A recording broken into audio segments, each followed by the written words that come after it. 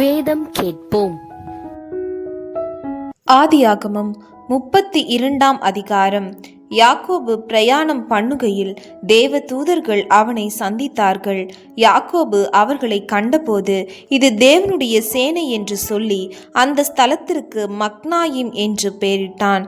பின்பு யாக்கோபு ஏதோம் சீமையாகிய சேயீர் தேசத்தில் இருக்கிற தன் சகோதரனாகிய ஏசாவின் இடத்துக்கு போகும்படி ஆட்களை அழைப்பித்து, நீங்கள் என் ஆண்டவனாகிய ஏசாவின் இடத்தில் போய், நான் இதுவரைக்கும் லாபான் இடத்தில் தங்கியிருந்தேன் என்றும், எனக்கும் எருதுகளும் கழுதைகளும் ஆடுகளும் வேலைக்காரரும் வேலைக்காரிகளும் உண்டென்றும், உம்முடைய கண்களில் எனக்கு தயவு கிடைக்கத்தக்கதாக ஆண்டவனாகிய உமக்கு இதை அறிவிக்கும்படி ஆட்களை அனுப்பினேன் என்றும் உம்முடைய தாசனாகிய யாக்கோபு சொல்ல சொன்னான் என்று சொல்லும்படி கட்டளை கொடுத்து தனக்கு முன்னாக அவர்களை அனுப்பினான்.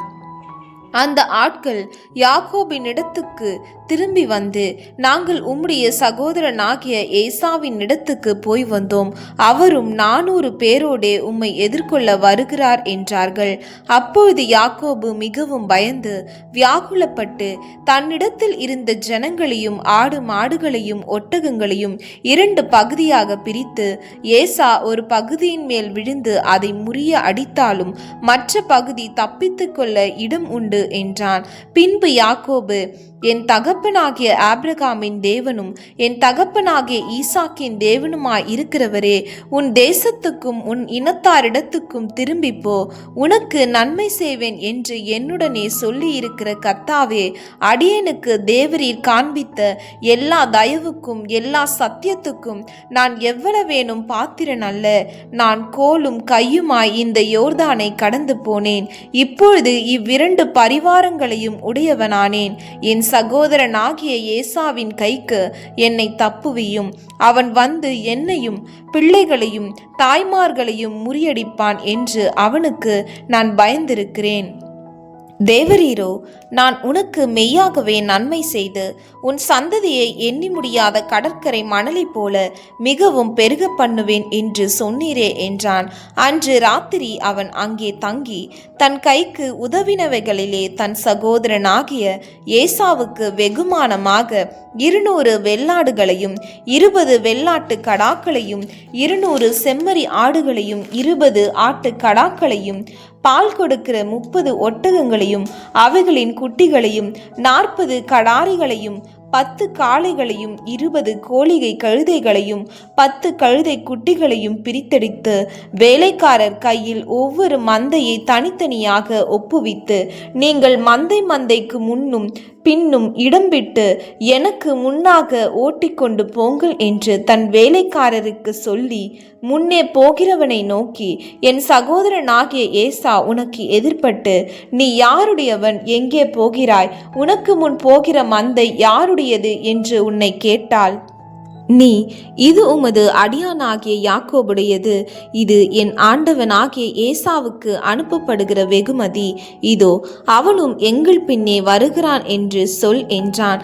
2ஆம் 3ஆம் வேலைக்காரனையும் மந்தைகளின் பின்னாலே போகிற அனைவரையும் நோக்கி, நீங்களும் ஏசாவை காணும்போது இந்த பிரகாரமாக அவனோடே சொல்லி, இதோ உமது அடியானாகிய யாக்கோபு எங்கள் பின்னாலே வருகிறான் என்றும் சொல்லுங்கள் என்று கட்டளை இட்டான். முன்னே வெகுமதியை அனுப்பி அவனை சாந்தப்படுத்தி கொண்டு பின்பு அவன் முகத்தை பார்ப்பேன், அப்பொழுது ஒருவேளை என் பேரில் தயவாய் இருப்பான் என்றான். அந்தபடியே வெகுமதி அவனுக்கு முன் போயிற்று. அவனோ அன்று ராத்திரி பாளையத்திலே தங்கி ராத்திரியிலே எழுந்திருந்து தன் 2 மனைவிகளையும் தன் 2 பணிவிடைக்காரிகளையும் தன்னுடைய 11 குமாரரையும் கூட்டிக் கொண்டு யாப்போக்கு என்கிற ஆற்றின் துறையை கடந்தான். அவர்களையும் சேர்த்து ஆற்றை கடக்க பண்ணி தனக்கு உண்டான யாவையும் அக்கறைப்படுத்தினான்.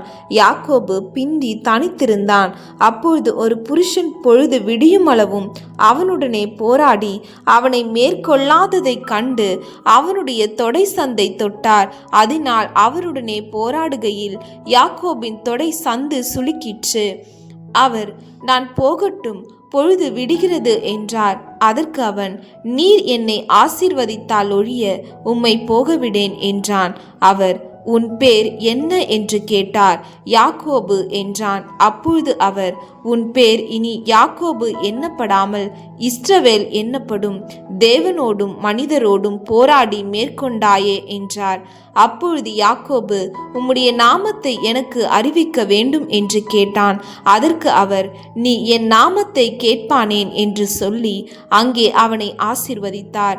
அப்பொழுது யாக்கோபு, நான் தேவனை முகமுகமாய் கண்டேன், உயிர் தப்பி பிழைத்தேன் என்று சொல்லி அந்த ஸ்தலத்துக்கு பெனியேல் என்று பெயரிட்டான். அவன் பெனியேலை கடந்து போகையில் சூரியன் உதயமாயிற்று. அவன் தொடை சுளுக்கினால் நொண்டி நொண்டி நடந்தான். அவர் யாக்கோபுடைய தொடைசந்து நரம்பை தொட்டபடியால் இஸ்ரவேல் புத்திரர் இந்நாள் வரைக்கும் தொடைசந்து நரம்பை புசிக்கிறதில்லை.